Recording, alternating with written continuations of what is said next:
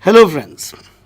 Today we are going to discuss from the book Moments, Chapter 10, the short story The Beggar by Anton Chekhov. My name is Dr. Amit Ranjan and I work with RIE Bhubaneswar. So let us start. So The Beggar by Anton Chekhov. Anton Chekhov, as you can see, 1860 to 1904, died very young, just at the age of 44. But great people do great things even at young age. So he's one of the most prolific playwrights and short story writer that the world has known. Despite the fact that he wrote in Russian, he's one of the most famous playwrights and short story tellers, even in the English language. He's been translated variously into many languages, including various Indian languages as well.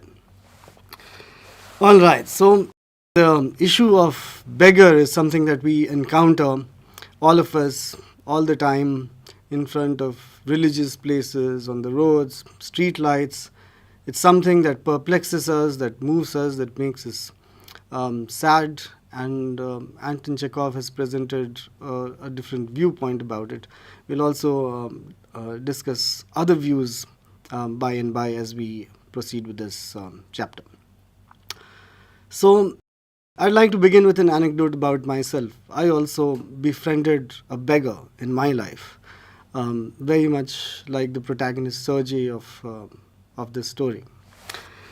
And so, this man's name was Ivan Dyer, and it's very interesting that in India you would see a beggar who speaks English, and that is what perplexed me. He called me from behind, saying, "I'm a beggar, not a hustler," and I was surprised. Very few people use the word hustler in this country.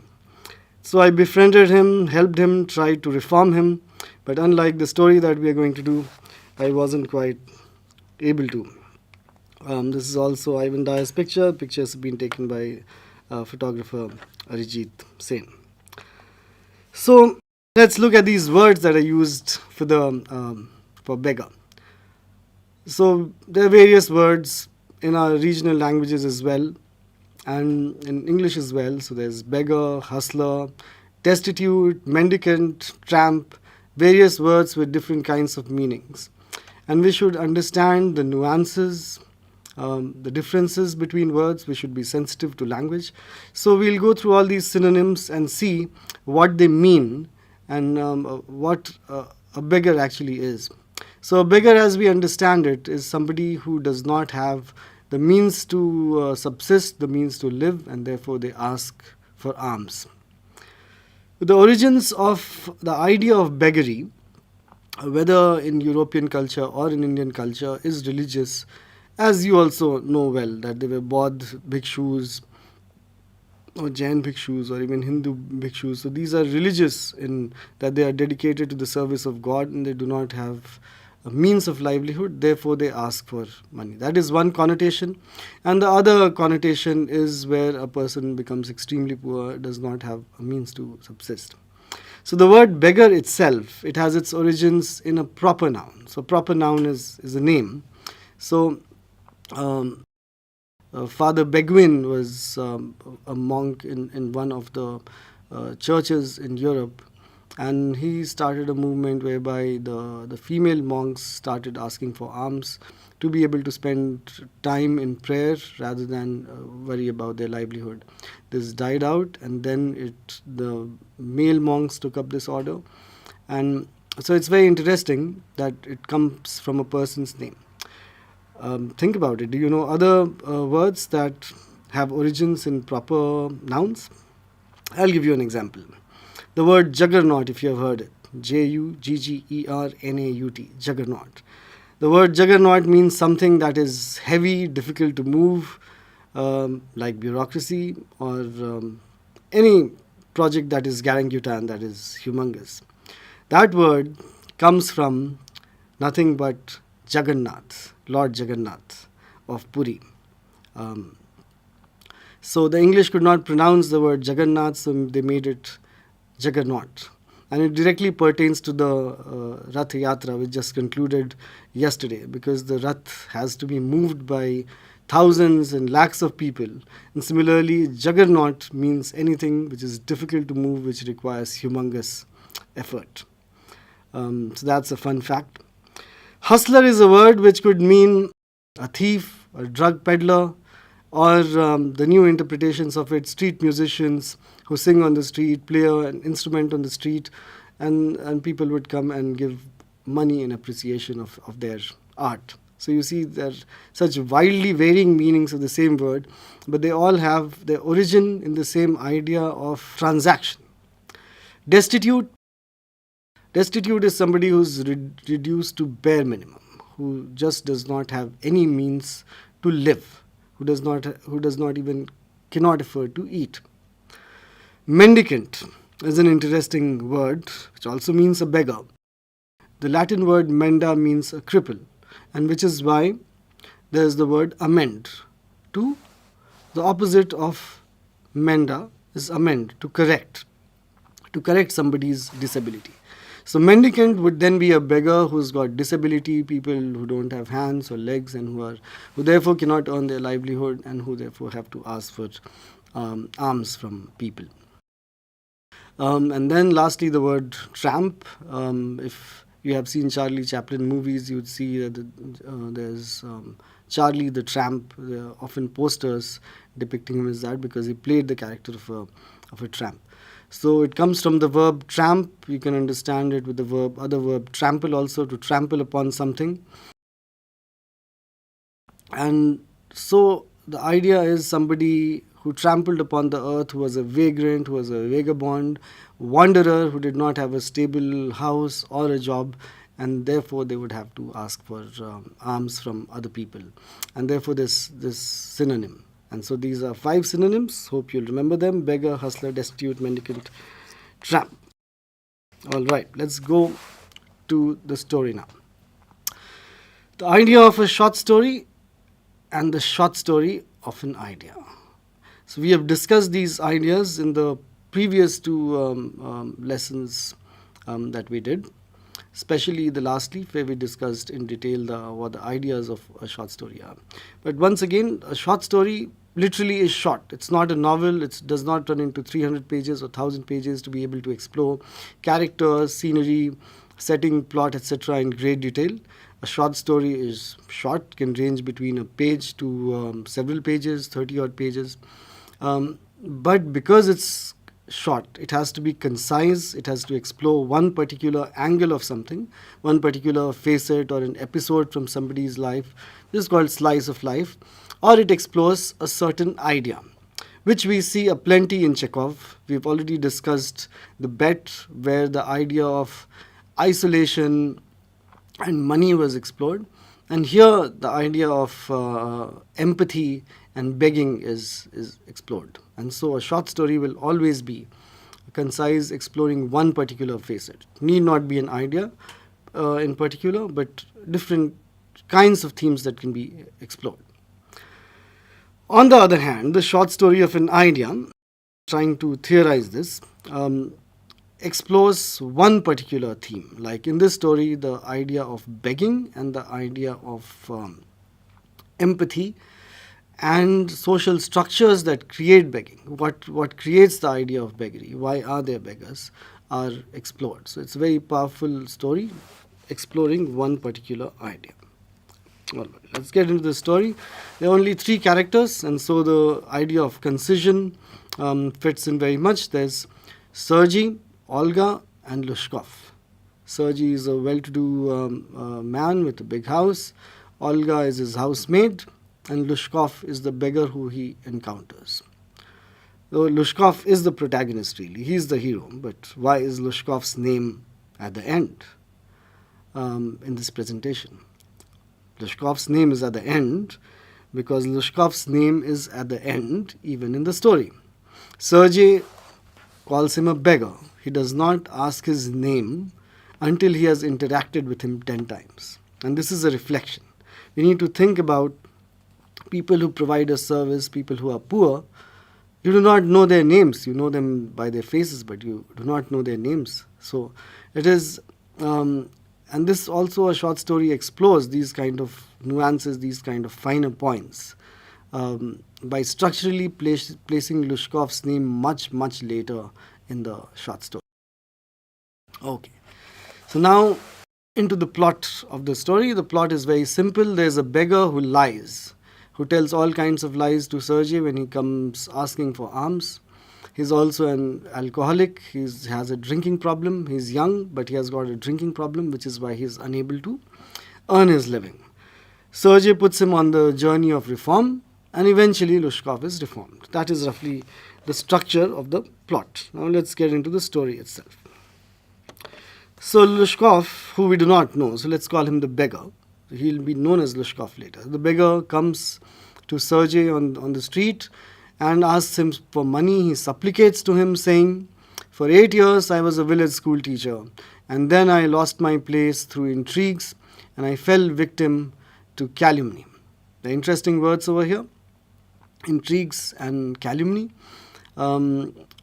Calumny means when you slander someone, abuse someone, and intrigue is the petty politics that happens in the workplace, in particular this sentence.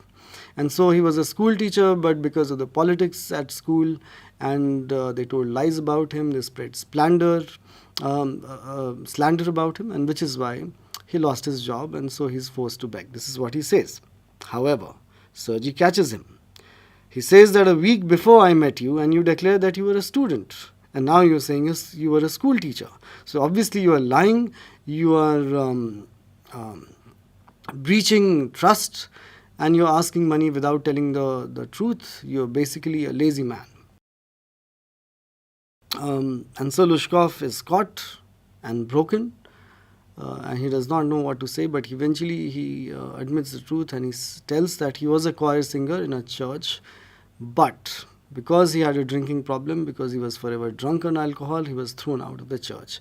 And now that was the only talent he had, to sing, and he has an alcohol problem, because of which he is unable to earn his living, which is why he is asking for money. So he's a school teacher, a student, a choir singer. Sergei takes him home and gives him wood to cut. But this man, even though he's young, is so degenerated with his alcoholism that he would not be able to cut wood. He almost starts crying, but because of shame of having been caught telling lie, and pride, being a former singer, and also the pride of saying that he would work for his livelihood, he agrees to it and sits all day, and eventually the wood is cut and brought to Sergei, who thinks he's achieved the process of reform on day one. And so he's called whenever there's need to cut the wood, once in a month. And Olga, the housemaid, takes him to the barn where he cuts the wood, and he gets a few rubles, 20 rubles. So kopecks. He gets 24 kopecks.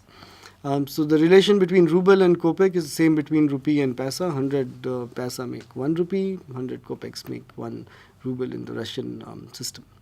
So thereafter, when the wood is cut a few times, and there's no more wood to cut, Sergei gives him other jobs like shoveling snow. So of course Russia is a very cold place, snows there all time, so you have to shovel with the snow. Cleaning dust, cleaning up the house, and then eventually gives him the job to copy a letter. Of course, there were no photocopiers or scanners in the 1890s, and the method to copy was to copy by hand. And so you see, there's a very interesting shift in the kind of jobs that the beggar does. He starts the wood cutter, and then shoveler, dust cleaner, to copier. So the physical labor is reducing with time as the trust of Sergei grows more and more, and he's being given lighter job, lighter physical labor, and eventually mental labor in terms of copying minimal physical labor. And this also structurally shows how mental labor is valued much more in our societies than physical labor, which is a point to think about as to why is it so. As for the beggar himself, wood cutting was the most difficult job to do, and eventually he also gets more money than he was getting as a woodcutter. So these are finer points which we must keep thinking about while discussing the story. Now, after he copies the letter for Sergei, uh, Lushkov vanishes, and this is the point when Sergei also asks him his name, and he says it's Lushkov. Lushkov vanishes and does not come back for a long time, and eventually Sergei finds him a couple of years later in front of a theater. They both have come to see a play. And Sergei is surprised. He immediately recognizes Lushkov, and he is surprised to see that a beggar has come to watch a play at the theater. And he asks him how he's doing, and he says he's doing very fine. He's got a nice job. He gets 30 rubles a month, which is quite a lot in the 1890s, sufficient to live a decent life. And so Sergei is very proud of himself, and he thinks to himself that he did a great job by pushing this beggar, putting him on the path of reform, and now he's reformed. And so Sergei says, I quote, and this is on your screen as well, I gave you a push along the right path, you know. Do you remember what a roasting I gave you, eh? I nearly had you sinking in the ground at my feet that day. Thank you, old man, for not forgetting my words. And so Sergei is proud of himself, and he says as much, that if I had not given you that rappings, the word here used is roasting, which is an informal slang word which means scolding, still used. I nearly had you sinking into the ground at the feet that day. And so he's telling the truth that he was weak, drunk, and was not quite capable of chopping the wood, and so he was almost at his feet on the day that they met. And eventually he says, thank you, old man, for not forgetting my words. So what Sergei is thinking about is more about the words that he said and his role in reforming the beggar than the reform of the beggar itself. So there is some vanity in all of us, where we tend to think of ourselves as the centerpiece of the story. So here comes the twist in the tale. Anton Chekhov is very famous for the twist in the tale, which is that the end that you expect is not the end that is of a short story, as we discussed in the case of the bet last time. So I'll quickly summarize the plot of the bet, and then we'll compare it with this very quickly as well. So in the bet, there's a bet between a rich middle-aged banker and a young man about staying in isolation and confinement. The young man accepts the challenge to live for 20 years inside a little room, and if he runs away even one day before 20 years, he would not get the money that has been promised by the rich man. 20 years he lives in that room, struggles with his own mind, struggles with books, and eventually he leaves after 19 years and 364 days, one day before the contract ends, because he does not believe in money, that any amount of money cannot compensate for the last 20 years. So that is the sudden twist. The story is progressing smoothly, where you think that eventually either the man will get out or the old man will murder him, but eventually he just leaves of his own volition. So this is the kind of twist in the tale that Chekhov provides. What happens here then? Lushkov says, in reply to Sergei saying that I put you on the path to reform and you should remember that day, Lushkov says, you spoke finely then, and I shall be indebted to you to my dying day. But strictly speaking, it was your cook, Olga, who saved me.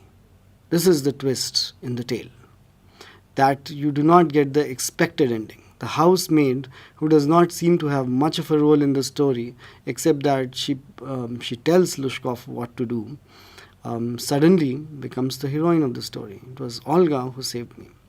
He goes on to say, I cannot tell you how much misery she suffered, how many tears she shed for my sake, but the chief thing was she used to chop the wood for me. And so suddenly the story has entirely changed. This young man drunken, alcoholic young man did not chop the wood. He was not capable of it. He was too degenerated by alcohol to do it. And so this housemaid, she felt miserable at the misery of a fellow poor man. She cursed him, she abused him, she said he'll die, that he does not deserve to live. But all this was out of concern and love, and eventually, after cursing him, she would go and chop the wood for him. So the deep empathy she had for a fellow sufferer, for a fellow poor man, is what reformed him. That he could not take the suffering of that woman and her concern, her deep empathy, her concern for him, moved him so much that he got reformed and he stopped drinking or started drinking less. That is not mentioned over here, but he became capable of work. It is her kindness, her generosity, her selfless help to him, her selfless devotion to the cause of helping a poor man is what reformed him. It made him realize, it made him feel guilty, and he slowly reformed himself because he saw that somebody else is so self-sacrificing. Why couldn't he take a few steps? And so this is the point of the story. This is what we need to think about this story. That it is not merely by throwing coins at somebody that you can reform them, which is what Sergi was doing. He called him to his house, gave him some work, but Sergi had no empathy. He was thinking of himself as the hero, that he's helped a poor man, and that was Sergi's thing. Whereas Olga had deep sympathy, deep empathy for him, and she also did physical labor for another man, which is not what Sergi would have done. And that induced reform in Lushkov. So that is very important, that merely monetary charity or merely an act of help may not bail somebody out of a situation. That we need to understand the context, the psychology, how we can help someone. So we may do something at our end and say, oh, he did not get reformed. Let's say Sergi had given him the job of wood cutting. He would not have been able to do it. And Sergi would have gone and said, oh, these beggars, you know their lot. They would never reform. Olga showed it otherwise, that it can be done in a different way. So we need to understand the particular context of a person, what their problem is, and how it can be solved. Olga probably did not think about any of this, but merely the generosity of her heart and the deep love she had for humanity, for human, and the concern about human suffering reformed him. The other thing that we need to deeply think about is the structures that create begging. Why is it that there are people who beg in our society? Why are they economically deprived? Why cannot the state provide them support? Let's say in Lushkov's case, it would be support with the problem of alcoholism. The people who are crippled, how have they been crippled? What happened? There are all kinds of mafias operating in this business. That also happens. Or it may have happened accidentally. But are those issues addressed, or do we just see a beggar at a street corner or at a red light or a traffic light, and we just get used to it, we ignore it, we do not think about it? These are points to really ponder about the structures of our society, and that it needs to be reformed with individual efforts as well as with policy efforts from above. Okay. So Chekhov, and this is a picture of Anton Chekhov with the great Russian writer Tolstoy. They were working at the same time. Tolstoy much older than him. A little about Anton Chekhov, as we've already discussed. He lived for a very short duration, just 44 years, and gave us a lot of creative work. So he is one of the three most important playwrights of this generation. He wrote short stories as a vocation to begin with. And one of the things that he says is that the role of a writer is to ask questions, not to answer them. When it was alleged that he does not give enough moral message, And so this story is very important, and so other stories of Chekhov, like the bed also that I mentioned, where it is important for a writer to put questions to the reader, to challenge the reader rather than just tell the reader. It's much more challenging when the message is, or the question is put to the reader instead of just giving a message that we should have empathy with beggars, for example. Chekhov's father was director of the parish of a parish choir, and he sang in the choir too. So always you can see a little autobiographical element in Chekhov as well. Him singing in the choir, and the beggar also sang in the choir. And for him, his father was a model of hypocrisy and got his soul from his mother, which you will also see reflected in a lot of writers like Franz Kafka. Another interesting trivia about Anton Chekhov is that he was a physician, a qualified doctor. Who are the other qualified doctors that we know of? Palash Sen, the musician of Euphoria. The doctors who can also be artists. Taslima Nasreen was also a writer, a famous writer, wrote the novel Lajja. Che Guevara, the revolutionary, the Argentinian revolutionary, who, amongst other things, wrote the Motorcycle Diaries, which was made into this blockbuster movie with Gael Garcia Bernal. Another comparable story about beggars is Model Millionaire by Oscar Wilde, which also you must read. It's a very beautiful story where there is this young guy engaged with a young girl, but he does not have money enough to marry her. So he just hangs around. He's friends with an artist called Alan Trevor, and goes to him. Alan is painting a portrait of an old wizened tramp. If we go back to that word tramp, in a tattered suit, and so a beggar is posing as a model, and the young man feels pity. And when Alan is gone for lunch, he puts a couple of coins in the beggar's hat. And the beggar keeps chuckling. It so turns out that the beggar is one of the top businessmen, and he wants to be painted as a beggar. And he's moved by the gesture of the young man, and he gives him £10,000 to get him married. And so Alan says millionaire models are rare enough, but by Jove, model millionaires are rarer still. It's a very good pun where the millionaire is a model for the society of having empathy for young people, concern for them. There's another story by Guy de Maupassant, which is also called The Beggar. This is about mendicant, the word that we heard, where a beggar is crippled. So there's a beggar who got crippled, and he lives in 3 villages, and everybody ignores him, spits at him, abuse him, but he cannot go out of those 3 villages. That is the world that he knows. And at one point of time, nobody gives him any food, and eventually he collapses. He's near death when he sees chicken passing by, and he grabs the chicken, kills it to eat it, and then it turns out that the chicken is the property of a farmer. The farmer comes to beat him up. The police come. The police take him to the jail, and he does not get food even that day. And the next day, he's dead. It's not a story with a twist and a tail, but with a linear progression, with you expecting that this would probably happen or not happen, that somebody would bail him out of the situation. But these stories, Chekhov's story and Guy de Maupassant's story, give us, make us question ourselves much more than tell us about the beggars themselves. That is something that we need to think about. A couple of quotes before we close this. True compassion is more than flinging a coin to a beggar. It comes to see that an edifice which produces beggars needs restructuring. Like we've discussed earlier, that merely flinging a coin, merely charity does not help.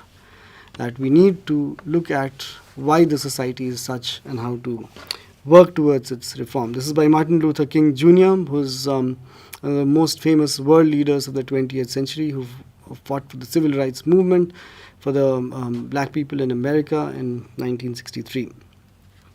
I know that a man who shows me his wealth is like the beggar who shows me his poverty. They are both looking for alms from me.